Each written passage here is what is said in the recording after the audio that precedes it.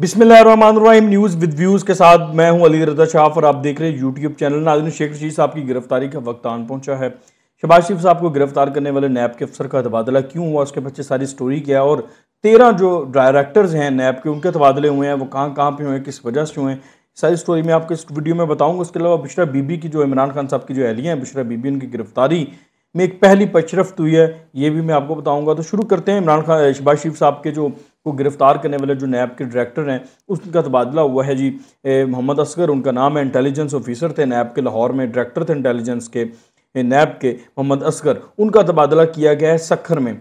और इस वक्त तबादला किया है एक्टिंग जो चेयरमैन हैं नैब के ज़ाहिर शाह साहब, ये डिप्टी चेयरमैन है। तो ये इस वक्त चूँकि चेयरमैन नैब तैनात अभी तक नहीं हो सका, तो जब तक चेयरमैन नैब तैनात नहीं होता तब तक ये ज़ाहिर शाह साहब जो हैं बतौर चेयरमैन ही काम करेंगे। और उन्होंने तबादले किए हैं। 13 जो डायरेक्टर्स हैं नैब के, उनके भी तबादले इनके साथ हुए हैं।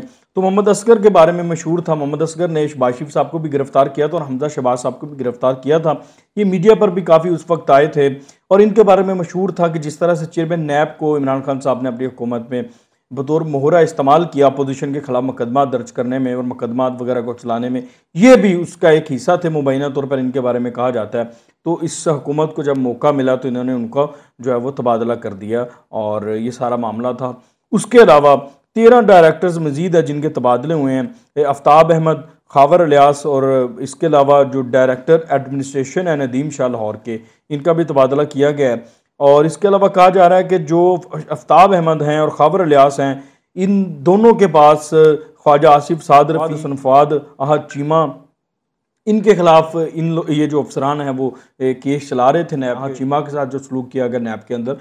तो ये इन अफसरान के तबादलों पर कहा यह जाता है मुबैना तौर पर कि ये इंतकामी कार्रवाइयों में इन अफसरान के नाम थे। तो जैसे ही हुकूमत को मौका मिला उन्होंने इन अफसरान को लाहौर से जो है वो तबादला इनका कर दिया है मुख्तलिफ जगहों पर, यानी कि उनकी जगह तब्दील कर दी गई, ऐसी जगह पर उनको लगा दिया गया है जहाँ पर किसी पोलिटिकल इंतकाम का या पॉलिटिकल कार्रवाई की बू ना आए, ऐसी जगहों पर इन लोगों के तबादले किए गए। सर शेख रशीद साहब की जो है वो गिरफ्तारी का मामला क्या है वो आपको मैं बताता हूँ।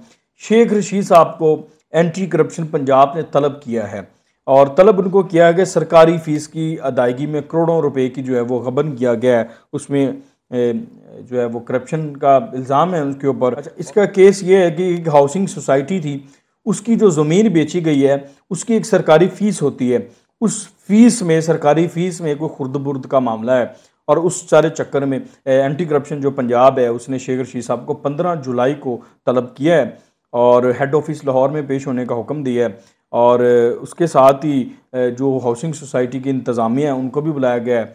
तो ये सारा मामला शेख रशीद साहब अगर इसका जवाब ना दे पाए और उनका असर रसूख इस्तेमाल हुआ इस सारे केस में खुर्द बुर्द फ़ीस की जो करोड़ों रुपए की जो फ़ीस है उसकी खुर्द बुर्द में, तो डेफिनेटली शेख रशीद साहब की ये जो पहली इंक्वायरी के बाद फिर जब वो खातर ख्वाह जवाब नहीं दे पाएंगे तो तहकीकात स्टार्ट होंगे और तहकीकात के दौरान उनको हिरासत में भी लिया जा सकता है, उनकी गिरफ्तारी भी हो सकती है। और हमारी इतलात के मुताबिक उनकी गिरफ्तारी अगर इस केस में ना आई तो किसी में और केस में गिरफ्तारी हो सकती है शेख रशीद साहब की।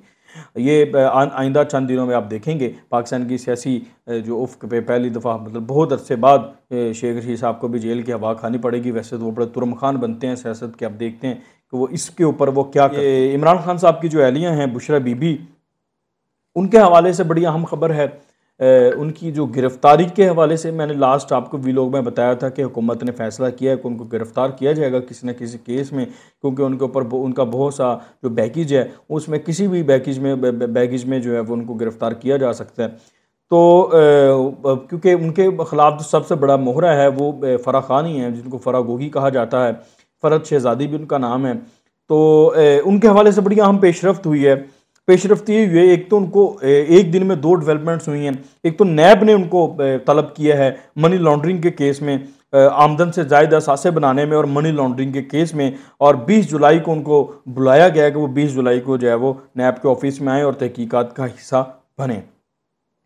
अच्छा, इसके अलावा कहा यह जा रहा है कि इसको लिंक किया जा रहा है, ये जो मनी लॉन्ड्रिंग का केस है नैब का, इसको लिंक किया जा रहा है कि बहुत सी शख्सियात के लिए भी उन्होंने जो है वो मनी लॉन्ड्रिंग की है मुबैना तौर पर फराह खान ने। तो फराह खान उन तमाम केसेस के साथ जुड़ते हैं। वो तमाम शख्सियत कौन हो सकती है अभी तक तो नैब ने नहीं बताया, लेकिन मुमकिन तौर पर वो इमरान खान साहब की अहलिया का नाम भी हो सकता है, इमरान खान साहब के भी नाम हो सकता है, और किसी सियासी बड़ी सियासी शख्सियत का नाम भी हो सकता है।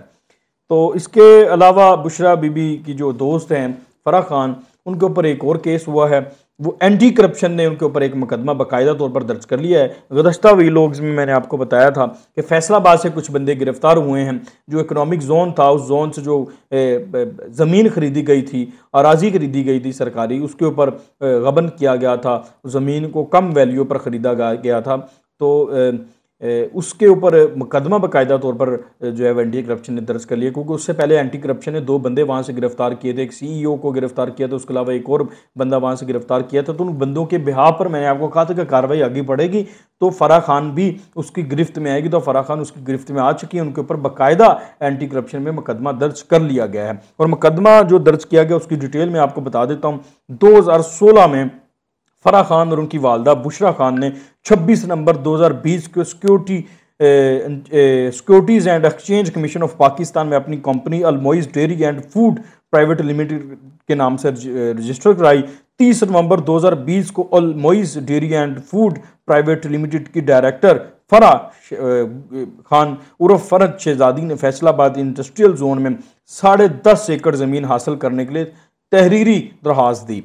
15 मार्च 2021 को फरहद शहजादी ने फराह खान ने बताए गए तरीके के तहत ऑनलाइन दरख्वास्त जमा करवाई, ताहम ज़रूरी दस्तावेज़ात जमा ना कराने की वजह से उसे मुस्तरद कर दिया गया। इसके बाद एक और दरख्वास्त जमा करवाई गई।